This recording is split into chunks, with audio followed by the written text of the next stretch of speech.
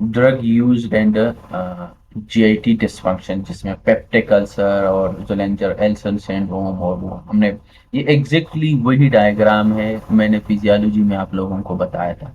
Exactly वही diagram है। हम्म। ने कहा था ना कि स्टमक है, स्टमक की जो वाल है वहां पे हमारे पास प्रोटॉन पंप होता है, ठीक है ना। और यहाँ पे यस। आप देखेंगे वो हिस्टामिन है, मस्करिनिक है, रिसेप्टर हैं, ये सारे सही है, गेस्ट्रिन है और प्रोस्टाग्लैंडिन है, ठीक है ना। तो अब हमारे पास ये सब ने स्टिमुलेट करना है एक्सेप्ट प्रोस्टाग्लैंडिन ने। प्रोस्टाग्लैंडिन प्रोटॉन पंप को इनहिबिट करता है, जबकि बाकी जितने भी है वो स्टिमुलेट करता है, ठीक है। तो जब ये स्टिमुलेट होगा वो पोटाशियम अंदर आएगा, हाइड्रोजन बाहर रिलीज होगा और हमारे पास एसिडिटी ज्यादा हो जाती है, ठीक है। तो अगर हम पेप्टिक अल्सर डिजीज हो, ठीक है ना, तो हम क्या काम कर देते हैं, आप इसको बंद कर दो, इनहिबिट कर दो, इसको इनहिबिट कर दो, इसको इनहिबिट कर दो, या इसको स्टिमुलेट कर दो प्रोस्टाग्लैंडिन को, मिसोप्रेस्टोल के थ्रू हम इसको स्टिमुलेट कर, क्योंकि ये इनहिबिटरी है, बाकी सारी स्टिमुलेटरी है। और या आप ये काम करो कि आप बिल्कुल इसी प्रोटॉन पंप को ही इनहिबिट कर दो, जैसे कि पीपीआई है। हम ये भी यूज कर सकते हैं, ये वाले ड्रग भी यूज कर सकते हैं, लेकिन आजकल जो ड्रग यूज हो रहा है मोस्ट कॉमनली वो है पीपीआई, ओमेप्राजोल, सही है। जोलेंजर एल्सन सिंड्रोम भी तो दो बार मैंने ऐड किया है, इधर भी और इधर भी, चलो कोई नहीं। जोलेंजर एल्सन सिंड्रोम जो है ना वो हमारे पास है गेस्ट्रिन, जिसमें हाइपर सिक्रीशन होती है गेस्ट्रिन की, ठीक है ना। तो एंटीरोक्रोमोफेंसिल जो है ना वो हमारे पास है, इसमें ईसीएल का मतलब होता है ना एंटीरोक्रोमोफेंसिल, सही है। तो एसिड की जो रिलीज होना है वो इंक्रीज हो जाएंगे हमारे पास, सही है। तो आप क्या कर देते हो, तो आप या हिस्टामीन ये वाला इनहिबिट कर दो और साथ में गिस्ट्रीन को इनहिबिट कर दो, तो फिर ये स्टिमुलेट नहीं होंगे और पंप जो है ना वो काम नहीं करेंगे, एसिड प्रोड्यूस नहीं होंगे, ठीक है ना। तो हम ये काम कर सकते हैं, यानी गेस्ट्रिनोमा में, यानी जोलेंजर एल्सन सिंड्रोम आल्सो गेस्ट्रिनोमा, ठीक है ना। तो उसमें आप वो कर लेते हो। इसके अलावा हमारे पास कुछ और भी ड्रग है, जैसे कि अंदर वो एसिडिटी को डिक्रीज कर देते हैं, एंटा एसिड्स है हमारे पास, सही है। और सुक्रोल्फेट है, ये हमारे पास बेसिकली अल्सर यहाँ पे होती है ना, ये अल्सर है, तो सुक्रोल्फेट देते हैं और बिस्मथ दे देते हैं। अभी हम आगे करते हैं, देखें पेप्टिक अल्सर डिजीज में हमारे पास H2 जो ब्लॉकर्स है हमारे पास, इसकी हम बात कर रहे हैं, H2 एंटागोनिस्ट जो है, जिसमें हमारे पास टिडीन आता हो, टिडीन, टिडीन यानी सिमेटिडीन, रेनेटिडीन, फेमोटिडीन, ये सारे जो है ना हमारे पास H2 ब्लॉकर्स हैं। सिमेटिडीन, रेनेटिडीन और फेमोटिडीन, ये तो आपके नाम से मिलता जुलता है, RANI, है ना। तो यस सर। सिमेटिडीन, रेनेटिडीन और फेमोटिडीन, ठीक है। तो ये सारे हमारे पास H2 ब्लॉकर्स है हमारे पास, सही है। अब इसका साइड इफेक्ट है हमारे पास, स्पेशली ये जो सिमेटिडीन है, सिमेटिडीन को सीमेंट से याद रखें, सीमेंट, सीमेंट जो है ना वो अच्छी चीज है, लेकिन उसका साइड इफेक्ट भी है। कैसे कि ये 450 जो P450 है ना एंजाइम, P450 को इनहिबिट कर देता है, और इसका जो है ना एंड्रोजेनिक इफेक्ट भी है, इसी वजह से जो मेल को इसको यूज करने से गायनकोमेशिया होता है, गायनकोमेशिया, सही है, और डिक्रीज लिबिडो। लेकिन ये कॉमन साइड इफेक्ट नहीं है, लेकिन एग्जाम के लिए कॉमन है, clinically not that much, but exam के लिए इट्स वेरी इंपॉर्टेंट, ठीक हो गया है। ये ज्यादातर ये जैसे कि हमने ऊपर बात की ना वही चीजें हैं, देखिए प्रोटॉन पंप को डिक्रीज कर देते हैं इनडायरेक्टली, ऊपर मैंने बात की, सही है। गेस्ट्रिन जो है ना सारे जो चीज जो है ना उसके रिलीज कर देने को क्या कर देते हैं, एंटागोनाइज कर देते हैं, बंद कर देते हैं, HCl की सिक्रीशन को बंद कर देते हैं, ठीक है ना, बाय एंटीरोक्रोमोफिन लाइक सेल, ऊपर मैंने बात की, सही है। पेप्टिक अल्सर डिजीज के लिए हम यूज कर रहे थे, GERD के लिए यूज कर रहे थे, जोलेंजर एल्सन सिंड्रोम जिसको गेस्ट्रोनोमा कहते हैं उसके लिए हम यूज कर सकते हैं। लेकिन साइड इफेक्ट में सिमेट्रिडीन में यही है, P450 इनहिबिटर्स, ठीक है ना।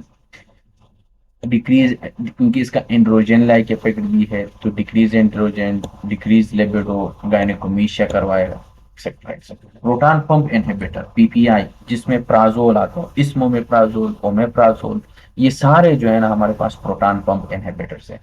आजकल ये बहुत ज्यादा यूज हो रहे हैं पीपीआई। एरिप्रिप्राजोल जो है ना, इसमें उसमें भी प्राजोल आया हुआ है, वो एंटीसाइकाटिक है, सही है, तो उसको इसके साथ आप लोगों ने कंफ्यूज नहीं करना है।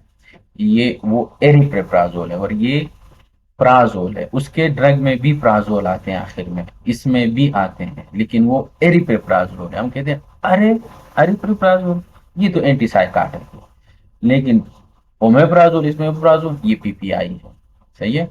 ये इसमें सिर्फ ये है ना कि ये आप दिन में एक ही बार आप ले सकते हैं PPI, mostly prescribe out out OTC में मिलती हैं, आउट द काउंटर।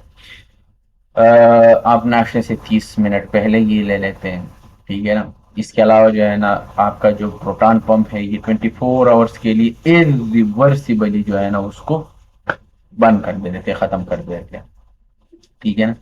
तो फिर काम एसिड रिलीज नहीं होंगे, एसिड रिलीज नहीं होंगे, काम चलेगा हमारे पास, एसिडिटी नहीं होगी। तो इसी वजह से आजकल गर्ड में और कैस्ट्रिनोमा में, एच पाइलोरी में ये हम पीपीआई दे देते हैं, सही है। ये इफेक्टिव ड्रग है, मोस्ट इफेक्टिव। हाँ, ये क्वेश्चन आता है कि what is the most effective NSAID induced peptic ulcer disease, which drug we should give, सही है, ये क्वेश्चन आता है।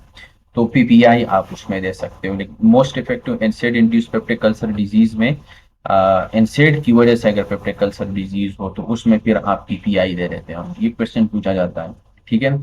More effective then H2 blocker, जाहिर सी बात है, क्योंकि ये H2 ब्लॉकर जो है ना ये दिन में आप 3-4 दफा ले लेते हैं, पीपीआई दिन में एक दफा ले लें, काम हो जाएगा आपका, ठीक है ना। और वो 3-4 बार जो है ना वो आपने खाने होते हैं, तो इतना टाइम किसके पास होता है कि 3-4 टाइम जो है ना वो दवाई खाएंगे, हमारा और काम कोई नहीं होगा, तो इसलिए, ठीक है। मिसोप्रेस्टोल है, मिसोप्रेस्टोल जो है ना ये हमारे पास प्रोस्टाग्लैंडिन की एनालॉग है। प्रोस्टोल आया हुआ है, प्रोस्टोल, प्रोस्टोल आया नहीं, प्रोस्टाग्लैंडिन, प्रोस्टोल है देखिए, ठीक है ना, प्रोस्टोल प्रोस्टाग्लैंडिन एनालॉग है। अब ये हमारे पास क्योंकि ये इनहिबिटरी है, ठीक है ना, जैसे कि उसमें हमने ऊपर पढ़ा था, तो आप इसका एनालॉग दे दो तो उसी प्रोस्टाग्लैंडिन की तरह काम करेगा।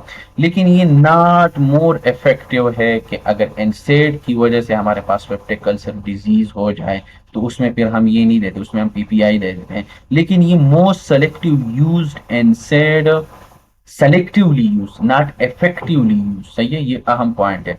Selectively, not effectively use an NSAID induced gastric ulcer, ठीक है ना। वो इफेक्टिव पीपीआई जो है ना वो इफेक्टिव यूज है NSAID इंड्यूस्ड पेप्टिक अल्सर, ठीक है। ये मेसोप्रेस्टोल सुक्रल फैट है। मैकेनिज्म ऑफ एक्शन इसका ये है कि भाई साहब हमारे पास जो ल्यूमिनल सरफेस होता है ना उसको प्रोटेक्ट कर दे रहता है, ताकि वहां पे एक किस्म की जेल लगा देता है ताकि ये और ज्यादा ना हो जाए, प्रोटेक्ट कर देता है। लेकिन इसका अहम बात ये है जो इसमें आप लोगों ने याद रखना है वो ये है कि आपको इसको हाई पीएच में ये काम नहीं करता है, ये सही है।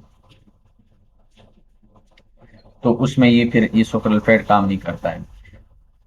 Increase healing and decrease the ulcer ये अकरेंस, उसके लिए हम यूज कर देते हैं, यूजेज इसका यही है, ठीक है ना। बिस्मथ है और सबसिलिसिएट है। इसका मैकेनिज्म भी हमारे पास ये सेलेक्टिवली बाइंड होते हैं उस अल्सर पे, सही है, और उस पे ऊपर कोटिंग कर देते हैं, उसको प्रोटेक्ट कर देते हैं एसिड से, पेप्सिन से, इन सब से।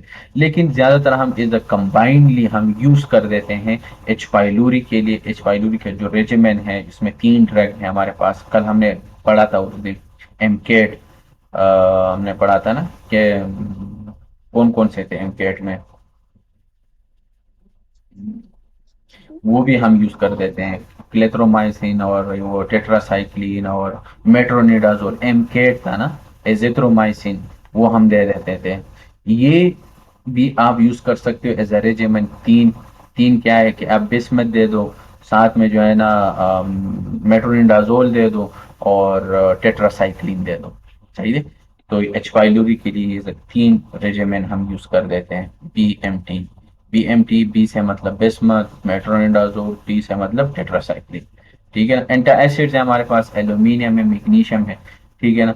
इसका मैकेनिज्म ऑफ एक्शन ये है कि ये हमारे पास जो प्रोटॉन्स होते हैं गट में उसको न्यूट्रलाइज कर देते हैं, लेकिन साइड इफेक्ट में ये है कि एल्यूमिनियम जो है ना वो कॉन्स्टिपेशन करवा देता है और मैग्नीशियम डायरिया करवा देता है। तो इसको आप इस तरह करें ना कि इसको कंबाइनली आप यूज कर देते हो, तो ना अगर आप अकेले एल्यूमिनियम यूज करेंगे तो कॉन्स्टिपेशन होगी, और अगर आप अकेले मैग्नीशियम यूज करेंगे तो डायरिया होगी। तो आप एक काम करें, तो आप इस दोनों को कंबाइनली दे दें, तो ना कॉन्स्टिपेशन न डायरिया, नॉर्मल चीज। ठीक है ना। तो इसीलिए ही ये कंबाइनली यूज होते हैं, ताकि साइड इफेक्ट जो है ना वो एक दूसरे को खत्म करे। एंटी इमेटिक्स के बारे में बात करते हैं। देखिए हमारे पास क्या है, वोमिटिंग सेंटर है, एरिया पोस्टरीमा है हमारे पास। ये आके कीमो रिसेप्टर ट्रिगर जोन्स हैं, इसको पर ट्रिगर जोन है, vomiting centre activate vomiting, vestibular system. ठीक है ना। अब हमारे पास ना कुछ ड्रग्स हैं, जैसे कि हमारे पास है एंटागोनिस्ट सेरोटोनिन है, डोपामीन एंटागोनिस्ट है, मस्करेनिक है, और ये क्या नाम है इसका,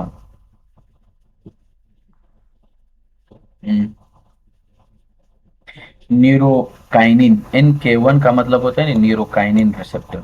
ये सब्सटेंस पी रिलीज करवा देता है, और ये सब्सटेंस पी जो है ना ये बेसिकली पेन सब्सटेंस पी है ना, और ये जाके आपके वोमिटिंग सेंटर को एक्टिवेट कर दे। इसी वजह से जिस बंदे को पेन होती है ना तो उसको वोमिटिंग भी आती है, नाज या वोमिटिंग।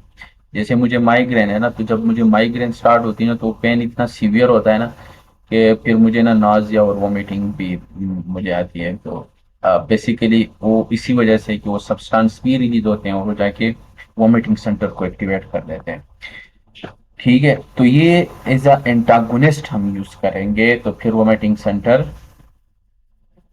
एक्टिवेट नहीं होगा। या आप केनाबीज एगोनिस्ट जो मरजुआना है, जिसको हम केनाबीज भी बोल देते हैं, डोन और एक ड्रोनाबिनोल भी बोलते हैं इसको, एगोनिस्ट दे दो। ठीक है ना। तो ये जो मोटर सेंटर एक्टिवेट नहीं होंगे। ठीक है। तो ये हमारे पास सेरोटोनिन में आप देखें ना 5-HT3 सेरोटोनिन, इसमें इस जो एंटागोनिस्ट है ना, ये हम फिर नेक्स्ट आगे चैप्टर आ रहा है उसमें हम करेंगे। सेट्रॉन आते हैं, सेट्रॉन, एक मिनट इधर। सेरोटोनिन रिसेप्टर पे आप देखें ना एंटागोनिस्ट ब्लॉकर है। ठीक है ना। ऑनडेनसेट्रॉन, जिस ड्रग के आखिर में सेट्रॉन आता है तो ये में मतलब है कि ये सेरोटोनिन ब्लॉकर है। तो नाम में देखे टोन अगर आप देखें, सेरोटोनिन और सेट्रान, सेरोटोनिन सेट्रान, सही है। तो जिस ड्रग के आखिर में सेट्रान आता हो तो इसका मतलब ये है कि सेरोटोनिन ब्लॉकर है हमारे पास, सही है। सेरोटोनिन रिसेप्टर एंटागोनिस्ट है हमारे पास। डोपामिन एंटागोनिस्ट आप देखो तो प्रोक्लोरापेराजीन है हमारे पास, सही है। प्रोक्लोरापेराजीन हमारे पास है। इसके अलावा जो है ना हमारे पास हाँ ये हमने पीछे पढ़ा है, सही है। प्रोक्लोरोपेराजीन जो है ना ये टिपिकली एंटी साइकाटिक ड्रग है हमारे पास। मेटोक्लोरप्रोमाइड है हमारे पास, ज़्यादातर हम यूज़ कर देते हैं जो कीमोथेरेपी कर देते हैं कैंसर के लिए ना, तो उसमें फिर हम जो है ना हम फिर ये मेटोक्लोरप्रोमाइड दे देते हैं। और साथ में जो है ना वो हम ये एक क्वेश्चन भी हमारा यही आया था, ये वाला, metoclopramide used in a cancer chemotherapy, also prokinetic in GERD, उसमें भी हम ये दे देते हैं, सही है। H1 एंटागोनिस्ट डाइफेनेड्रेमिन मैक्लेजिन, पीछे हमने पढ़ा प्रोमेथाजिन, ये वो है H1 वाले, सही है। तो आप ये भी ब्लॉक यूज कर सकते हो। मस्करेनिक एंटागोनिस्ट भी देते हो जैसे कि स्कोपोलामिन, पहले चैप्टर में हमने ये बात की है, सेकंड चैप्टर में सॉरी, ठीक है ना। तो उसमें हमने ये बात की है। कैनाबिनाइड्स है, जिसको मारिवाना बोलता है और ड्रोनाबिनोल भी बोलते हैं, मर्जीवाना, मारिवाना, कुछ डिफरेंट नाम लेते हैं इसके लिए। ठीक है ना। और NK1 रिसेप्टर जो है ना ये न्यूरोकाइनिन रिसेप्टर है एंटागोनिस्ट। ठीक है। इसको आप बंद कर दो तो सब्सटेंस भी रिलीज नहीं होंगे और आपका काम मतलब वोमिटिंग नहीं होंगे। तो आज के लिए आई थिंक इतना ही काफी है, फिर जो है ना बाकी हम कल कर लेंगे, मिलते हैं कल।